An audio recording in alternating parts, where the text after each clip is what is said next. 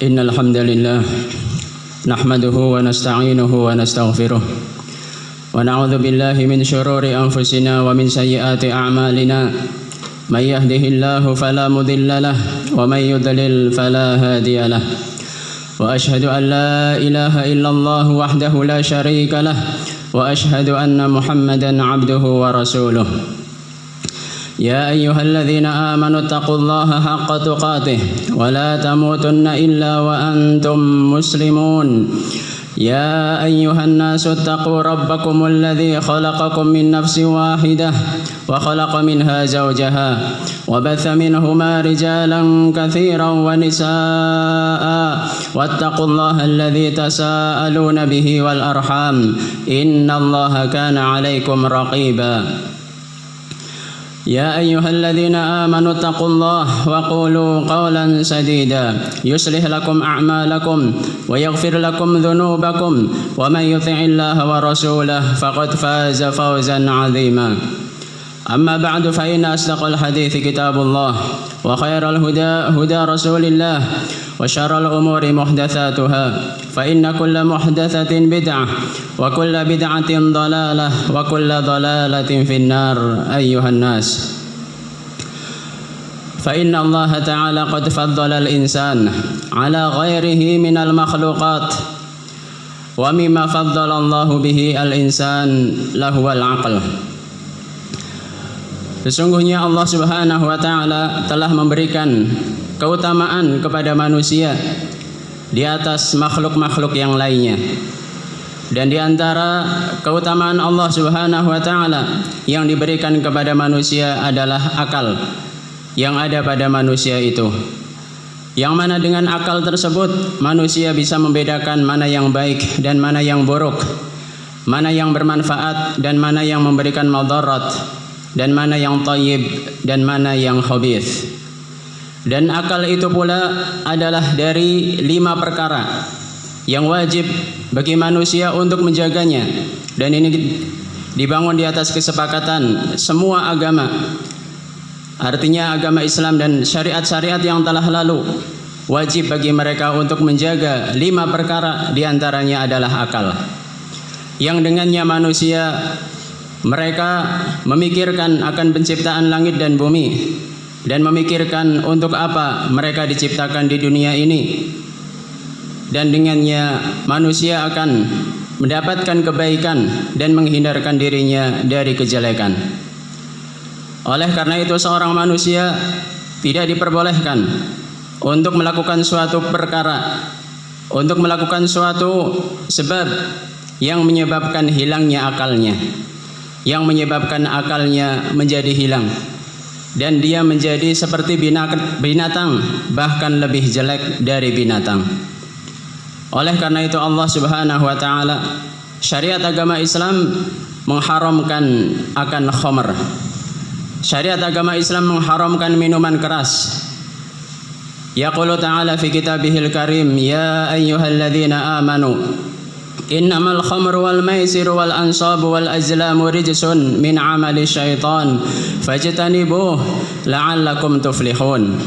Wahai orang-orang yang beriman, sesungguhnya khamr, minuman keras, dan berkorban untuk berhala, dan juga perjudian dan mengundi nasib dengan anak panah adalah rijsun, sesuatu yang kotor, sesuatu yang najis, dan sesuatu perbuatan yang keji, dan termasuk dari perbuatannya syaitan. Maka jauhilah perbuatan itu agar kalian mendapatkan keberuntungan. Inilah ayat yang diturunkan oleh Allah Subhanahu wa Ta'ala tentang pengharaman khamr secara mutlak, yang mana sebelumnya telah turun 2 ayat dalam rangka atau dalam tahapan pengharaman khamr, akan tetapi belum diharamkan secara mutlak. Yang mana ayat yang pertama disebutkan dalam surat Al-Baqarah, yas'alunaka 'anil khamri wal maisir qul fihima itsmun kabir wa manafi'u linnas wa itsmuhuma akbaru min naf'ihima. Mereka bertanya kepadamu tentang khamr dan perjudian. Katakanlah ya Muhammad, padanya ada manfaat dan ada dosa yang sangat besar, dan dosanya lebih besar daripada manfaatnya. Inilah ayat yang pertama yang diturunkan kepada manusia pada waktu itu, kepada Rasulullah sallallahu alaihi wasallam. Kemudian turunlah ayat yang kedua, yaitu larangan untuk minum khamr ketika mau salat, dan waktu itu belum diharamkan secara mutlak. Ya ayyuhalladzina amanu la taqrabus salata wa antum sukara hatta ta'lamu ma taqulun. Wahai orang-orang yang beriman, janganlah kalian mendekati salat, janganlah kalian melakukan salat dalam keadaan kalian mabuk, dalam keadaan kalian sebelumnya minum khamr, sampai kalian mengetahui apa yang kalian katakan. Kemudian barulah turun ayat yang ketiga yang disebutkan dalam surat Al-Maidah tentang pengharaman khamr secara mutlak. Inilah tahapan-tahapan pengharaman khamr, yang mana Allah Subhanahu wa taala menyebutkan bahwasanya khamr itu adalah sesuatu yang najis, sesuatu yang perbuatan yang keji. Walaupun pendapat yang benar bahwasanya najisnya khamr adalah najis ma'nawiyah, bukan najis secara hissiyah, bukan najis bendanya, akan tetapi najis secara ma'nawi. Kemudian khamr itu adalah dari perbuatannya syaitan. Meminum khamr adalah dari perbuatannya syaitan, sehingga kaum muslimin diperintahkan untuk menjauhinya agar mereka mendapatkan keberuntungan di dunia dan di akhirat. Ini artinya orang-orang yang meminum khamr, dia terjatuh ke dalam kerugian, terjatuh ke dalam kehancuran dan kebinasaan dunianya dan juga akhiratnya apabila dia belum bertaubat kepada Allah Subhanahu wa taala. La'allakum tuflihun. Kemudian Allah Subhanahu wa taala menyebutkan tentang bahayanya dan kerusakan-kerusakan dari khamr tersebut dalam ayat yang selanjutnya. Innama yuridu syaitan an yuqi'a bainakumul adawata wal baghdha'a fil khamri wal maisir wa yasuddakum an dzikrillahi wa 'anis shalah fahal antum muntahun. Sesungguhnya syaitan itu menginginkan pada khamr dan perjudian itu akan menimbulkan di antara kalian permusuhan dan kebencian. Inilah yang terjadi. Inilah yang terjadi ketika mereka meminum khamr, ketika mereka terjatuh ke dalam perjudian, akan muncul di antara mereka permusuhan dan kebencian, saling membenci dan saling memusuhi, walaupun itu suami dan istrinya, walaupun itu orang tua dengan anaknya. Tatkala mereka terjatuh ke dalam perbuatan ini, akan muncul dari mereka kebencian, akan terwujud pada mereka permusuhan, walaupun mereka adalah orang-orang yang terdekat, orang-orang yang saling merahmati, orang-orang yang saling mencintai sebelumnya. Tapi tatkala mereka terjatuh ke dalam perbuatan tersebut, akan muncul pada mereka permusuhan dan kebencian. Innama yuridu syaitanu an yuqi'a bainakumul adawata wal baghdha fil khamri wal maisir wa yasuddakum an dzikrillahi wa 'anis shalah, dan menghalangi kalian dari berzikir kepada Allah dan dari salat. Inilah madarat dan bahayanya khamr yang lainnya, yaitu menghalangi manusia dari beribadah kepada Allah Subhanahu wa taala. Dia tidak mempunyai raghbah, tidak mempunyai semangat untuk beribadah kepada Allah Subhanahu wa taala. Fahal antum muntahun? Apakah kalian mau berhenti? Para sahabat radhiyallahu anhum dengan keimanan mereka dan kekuatan keimanan mereka, tatkala mereka diturunkan kepada mereka khamr, mereka langsung memecahkan bejana-bejana mereka. Mereka langsung menumpahkan khamr-khamr tersebut, sampai-sampai disebutkan khamr itu mengalir di jalan-jalan di negeri Madinah pada waktu itu. Dan ketika diturunkan ayat ini, fahal antum muntahun, apakah kalian mau berhenti? Umar bin Al-Khattab radhiyallahu anhu mengatakan, intahaina, kami berhenti. Inilah istijabahnya para sahabat, bagaimana mereka memenuhi seruan-seruan Allah Subhanahu wa taala. Ketika diharamkan khamr kepada mereka, mereka langsung berhenti saat itu pula. Padahal mereka juga adalah orang-orang yang minum khamr sebelumnya. Mereka adalah orang-orang yang minumannya adalah khamr sebelumnya. Tapi tatkala itu adalah sesuatu yang haram, dan tatkala di dalamnya banyak sekali madarat, kerusakan dan mafasid, bahaya-bahayanya, maka mereka langsung berhenti dengan keimanannya, dan dengan kekuatan iman mereka pun berhenti dan meninggalkan meminum khamr radhiyallahu anhum ajma'in. Kaum muslimin yang dimuliakan oleh Allah Subhanahu wa taala, al-khamr ma khamarul aql, ay ma ghattal aql. Khamr itu adalah sesuatu yang menutupi akal, yang menghilangkan akal. Dikarenakan khamr, minuman keras tersebut, tatkala dia diminum, maka seorang akan hilang akalnya, tidak bisa membedakan mana yang baik dan mana yang buruk, tidak bisa membedakan mana istrinya, mana ibunya, tidak bisa membedakan mana istrinya, mana anaknya. Semuanya akan dianggap sama, dan dia tidak bisa mengendalikan dirinya, dan akan terjatuh ke dalam hal-hal yang seorang merasa tabu dan merasa jijik untuk melakukannya. Sehingga semua perkara, semua minuman dan semua benda yang menghilangkan akal, maka dia dikatakan khamr. Dan ini tidak tercakup, tidak terbatas terhadap benda cair saja, bukan hanya terbatas pada minuman saja, tapi mencakup dia obat-obatan terlarang dan semua perkara yang akan menghilangkan akal, apakah yang dihirup, apakah yang disuntikan, ataukah yang diminum, ataukah yang bentuknya pil, semuanya tatkala dia menghilangkan akal seseorang maka dikatakan khamr. Kata Rasulullah sallallahu alaihi wasallam, kullu muskirin khamrun. Semua yang memabukkan itu adalah khamr. Walaupun khamr di zaman para sahabat itu masih bentuknya sangat sederhana sekali.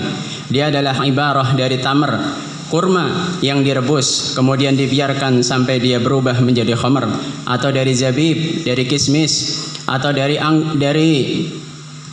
bahan yang lainnya. Tatkala hal itu adalah sesuatu yang memabukkan, maka semuanya dikatakan sebagai khamr. Dan khamr di zaman sekarang ini sudah semakin berkembang dan semakin banyak sekali jenis-jenisnya, dan semuanya itu dikatakan khamr. Kaum muslimin yang dimuliakan oleh Allah Subhanahu wa taala, khamr tersebut sangat banyak sekali mafasidnya, sangat banyak sekali bahaya-bahayanya, sebagaimana apa yang disebutkan oleh Rasulullah sallallahu alaihi wasallam, al-khamru ummul khaba'ith, faman syaribaha lam tuqbal lahu salatun 40 yauman. Khamr itu adalah intinya kejelekan. Barang siapa yang meminumnya, maka tidak akan diterima salatnya selama 40 hari. Inilah bahayanya minum khamr. Orang yang meminumnya, dia salatnya tidak akan diterima selama 40 hari. Artinya tidak akan mendapatkan pahala dari Allah Subhanahu wa taala, karena salatnya itu tidak diterima oleh Allah Subhanahu wa taala. Tapi bersamaan dengan itu dia wajib tetap untuk melaksanakan salat kalau dia salat. Kemudian semakna dengan hadis tersebut apa yang diwasiatkan oleh Rasulullah sallallahu alaihi wasallam kepada Abu Darda radhiyallahu anhu. Rasulullah sallallahu alaihi wasallam mewasiatkan kepadanya beberapa wasiat. Di antaranya Rasulullah mengatakan, wala tashrabannal khamra fa innaha miftahu kulli syarrin. Dan jangan sekali-kali kalian minum khamr, karena khamr itu adalah kunci semua kejelekan. Kunci semua kejelekan, miftahu kulli syarr. Dan yang menyebutkan atau yang menjadi bukti akan hal tersebut, apa yang disebutkan dari kisahnya orang-orang yang telah lalu dari kalangan Bani Israel. Ada seorang yang dipanggil dan dia diberikan pilihan, beberapa pilihan. Ada kalanya kamu sujud kepada salib, atau ada kalanya kamu membunuh seorang anak, atau ada kalanya kamu berzina dengan seorang wanita, atau kamu minum khamr. Kalau tidak, kamu akan dibunuh. Maka dia melihat bahwasanya minum khamr itu yang paling ringan. Setelah dia minum khamr, maka dia pun melakukan semua perkara yang disebutkan tadi. Dia membunuh anak kecil, dia berzina dengan seorang wanita, dan dia sujud kepada salib. Sebabnya adalah karena dia minum khamr. Inilah salah satu atau mafasid, kerusakan dari khamr tersebut, yang sangat merusak sekali karena menghilangkan akal seseorang. Seorang tidak bisa membedakan siapa ibunya, mana ibunya dan mana istrinya. Sampai disebutkan di sana ada suatu kisah bahwasanya ada seorang yang dia minum khamr, kemudian dia mabuk dan mengancam ibunya mau dibunuh apabila dia tidak melayaninya. Artinya ibunya disuruh untuk melayaninya berhubungan badan. Wal'iyadzubillah. Akhirnya ibunya pun terpaksa melakukannya, dan setelah dia sadar bahwasanya dia mendatangi ibunya sendiri, saking menyesalnya dia bunuh diri. Dia bunuh diri saking menyesalnya dia melakukan hal itu kepada ibunya sendiri. Inilah sebabnya, karena melakukan atau minum khamar tersebut karena akalnya hilang sehingga dia lebih jelek dari perbuatan hewan. Kaum muslimin yang dimuliakan oleh Allah Subhanahu wa taala, di antara kerusakan-kerusakan khamar yang lainnya yaitu akan dicabutnya nama keimanan dari seseorang ketika dia meminumnya. Kata Rasulullah sallallahu alaihi wasallam, la yazni zani hina yazni wa huwa mu'min wa la yashrabul khamra hina yashrabuha wa huwa mu'min. Tidaklah berzina orang yang berzina itu dan dia adalah orang yang beriman, dan tidaklah meminum khamr orang yang meminumnya dan dia itu orang yang beriman. Artinya di sini orang yang minum khamr dan orang yang berzina itu bukan artinya dia kafir, tetapi keimanannya sangat lemah. Keimanannya sangat lemah sehingga dinafikan darinya keimanan, tapi bukan artinya dia dikafirkan. Dia terjatuh ke dalam perbuatan maksiat yang besar, terjatuh ke dalam dosa besar, sehingga Rasulullah SAW menafikan darinya keimanan. Kemudian di antara kerusakan dan kejelekan dari khamar tersebut, orang yang meminumnya dan semua orang yang ikut andil dalam khamar tersebut, yang mengadakan khamar dan semua yang ta'awun, yang saling tolong menolong dalam meminum khamar tersebut, semuanya mendapatkan laknat dari Rasulullah sallallahu alaihi wasallam. Disebutkan dalam hadis Anas bin Malik radhiyallahu anhu, Rasulullah sallallahu alaihi wasallam mengatakan la'ana Rasulullah sallallahu alaihi wasallam, atau Anas bin Malik mengatakan la'ana Rasulullah sallallahu alaihi wasallam fil khamri 10. Rasulullah sallallahu alaihi wasallam melaknat pada khamar itu 10 orang. Asiraha wa mu'tasiraha wa syaribaha wa hamilaha wal mahmulatu ilaihi wasaqiyaha wa ba'i'aha wa akila thamaniha wal mushtari laha wal mushtaratu lah. Rasulullah melaknat pada khamar 10 orang. Yang pertama yang memerasnya, yang memeras buahnya dari awal. Kemudian orang yang meminta untuk diperaskan buahnya. Kemudian orang yang meminumnya terlaknat. Kemudian orang yang membawanya, pelayannya, terlaknat. Dan orang yang minta dibawakan kepadanya terlaknat. Dan orang yang menuangkan minuman khamar itu, walaupun dia pelayannya, terlaknat. Dan orang yang menjual khamar ikut terlaknat, sehingga diharamkan jual beli khamar. Walaupun dia tidak meminumnya, tapi dia hanya menjualnya, ikut terlaknat. Dan rizki yang didapatkan dari keuntungan khamar itu adalah rizki yang haram. Kemudian orang yang memakan hasil dari dagangan khamar, walaupun dia tidak menjual, tapi dia mengambil dari keuntungannya, ikut terlaknat. Dan orang yang membelinya dan orang yang minta dibelikan. Inilah 10 orang yang terlaknat semuanya dalam khamar. Kemudian di antara kejelekan dan kerusakan dari khamar tersebut, akan mendapatkan azab yang sangat jelek, yang sangat pedih di neraka jahanam.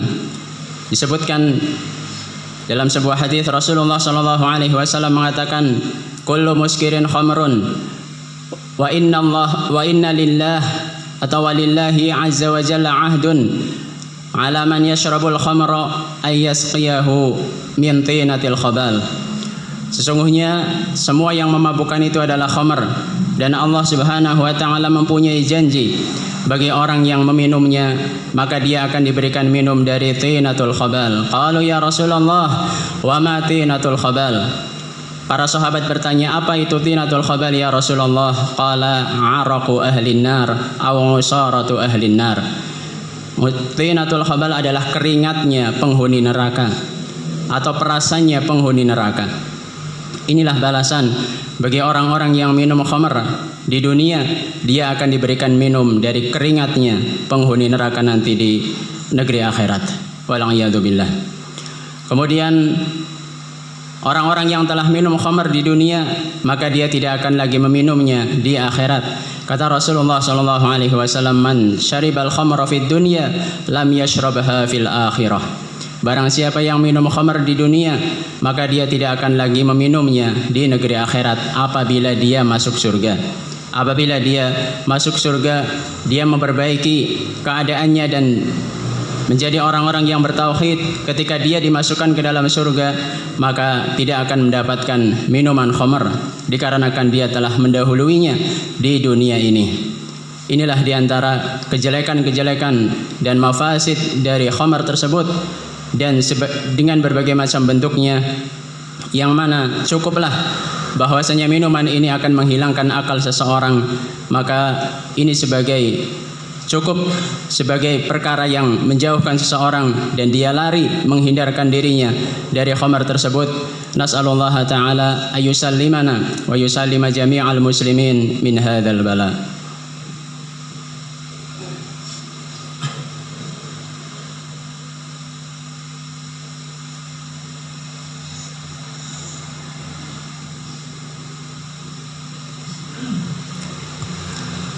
Alhamdulillahi rabbil alamin, wal aqibatu lil muttaqin, wala udwana illa 'alal zalimin. Wa asyhadu an la ilaha illallah wahdahu la syarika lah, wa asyhadu anna Muhammadan 'abduhu wa rasuluh. Kaum muslimin yang dimuliakan oleh Allah Subhanahu wa taala, dalam syariat agama Islam, di sana ada had, hukuman bagi orang yang meminum khamar. Yang mana hukuman ini salah satu manfaatnya adalah untuk menghalangi manusia agar mereka tidak terjatuh ke dalam perbuatan ini, agar mereka menghindarkan diri mereka untuk minum khamar. Yang mana hukumannya adalah dicambuk sebanyak 40 kali. Dan ini disebutkan dalam hadis Anas bin Malik radhiyallahu anhu, jalada Rasulullah sallallahu alaihi wasallam fil khamri arba'in wa fa'alahu Abu Bakar. Rasulullah sallallahu alaihi wasallam mencambuk orang yang minum khamar sebanyak 40 kali dan dilakukan pula oleh Abu Bakar radhiyallahu anhu. Falamma kana fi zamani Umar istasyara an-nas wa qala Abdurrahman bin Auf aqallul hudud 80 wa fa'alahu Umar bin Al-Khattab radhiyallahu anhu. Ketika di zaman Umar bin Al-Khattab, beliau musyawarah dengan para sahabat dikarenakan banyaknya bergampang-gampangannya sebagian orang pada waktu itu dengan khamr. Maka Umar bin Al-Khattab bermusyawarah dengan para sahabat bagaimana caranya agar mereka itu bisa terhindarkan, mereka jera dari minum khamr. Maka Abdurrahman bin Auf mengatakan hukuman yang paling sedikit adalah 80 kali cambukan. Maka Umar pun mengambil pendapat tersebut sehingga mengamalkan orang yang minum khamr dicambuk sebanyak 80 kali. Ini semuanya ijtihad dari Umar bin Al-Khattab radhiyallahu anhu. Inilah hukuman yang dilakukan oleh waliul amr, dan yang melakukannya adalah pemerintah, bukan orang per orang, karena kewajiban menegakkan hukuman seperti ini adalah kewajibannya pemerintah. Dan ini hanyalah sekedar had yang diterapkan dalam syariat agama Islam agar manusia itu jera, agar mereka itu menghindarkan dirinya dari minum khamar tersebut. Akan tetapi di sana yang paling penting untuk menghentikan seseorang dari perbuatan dari minum khamar adalah dengan bertaubat kepada Allah Subhanahu wa taala, kembali kepada Allah, dan dia menyadari dirinya bahwasanya minuman itu adalah minuman yang banyak sekali madaratnya, minuman yang banyak sekali kejelekan-kejelekannya, dan banyak sekali kerusakannya, banyak sekali bahayanya yang kembalinya kepada badannya sendiri, kesehatannya, dan agamanya seseorang. Sehingga di negara-negara kafir mereka kewalahan, negara-negara kafir mereka kewalahan untuk mencegah rakyatnya dari minum khamr. Yang mana di negara kafir jutaan orang pecandu khamr, jutaan orang pecandu obat-obat terlarang, dan mereka tidak mampu untuk mencari jalan keluar dari hal tersebut. Dikarenakan mereka tidak mempunyai agama yang sahih, tidak beragama dengan agama yang benar, tidak mempunyai fitrah yang selamat, yang menghindarkan mereka dari kejelekan-kejelekan ini. Tapi berbeda dengan kita kaum muslimin, walhamdulillah, kita mempunyai tuntunan, mempunyai pegangan ketika kita menghindarkan diri dari kejelekan tersebut, karena dibangun di atas keyakinan itu adalah terlarang dari Allah Subhanahu wa taala. Itu adalah sesuatu yang akan menghancurkan seseorang ke dalam kehancuran, menghancurkan agama, akhlak, kesehatan seseorang. Sehingga kaum muslimin mereka diberikan kemuliaan, bisa mengetahui agama mereka, menghindarkan diri dari hal-hal yang diharamkan oleh Allah Subhanahu wa taala. Berbeda dengan orang-orang kafir, mereka sangat kewalahan untuk mencegah rakyatnya untuk menghindarkan diri dari hal-hal tersebut. Bahkan disebutkan di sana di Amerika ada kota khusus, para pecandu obat-obat terlarang, para pecandu obat-obat narkotika, yang di tempat tersebut banyak sekali orang-orang, wujudnya orang tapi kelakuannya kelakuan binatang. Wal'iyadzubillah. Inilah keadaan orang-orang kafir yang tidak mempunyai agama yang benar, tidak mempunyai tuntunan yang benar, sehingga mereka pun terjatuh ke dalam kehancuran di dunia dan di akhirat mereka. Sehingga kaum muslimin agar mereka menjaga diri mereka, menjaga keluarganya, menjaga anak-anaknya, agar diselamatkan dari hal kejelekan khamar ini, dikarenakan di negara-negara kaum muslimin juga sudah mulai tersebar, bahkan ini sudah terang-terangan seorang melakukannya, sehingga para orang tua khususnya untuk mengawasi anak-anaknya dengan siapa dia berteman. Jangan sampai dia bergampang-gampangan dan dia tidak mengetahui anaknya sudah menjadi pecandu khamar. Wal'iyadzubillah. Inilah adalah tanggung jawab para orang tua untuk menjaga anak-anak mereka, dan kita meminta kepada Allah untuk menyelamatkan kita dari fitnah yang nampak maupun fitnah yang tidak nampak. Nas'alullah ta'ala ayyujannibana minal fitan ma dhahara minha wa ma batan. Rabbana atina fid dunya hasanah wa fil akhirati hasanah wa qina adzabannar. Walhamdulillahi rabbil alamin.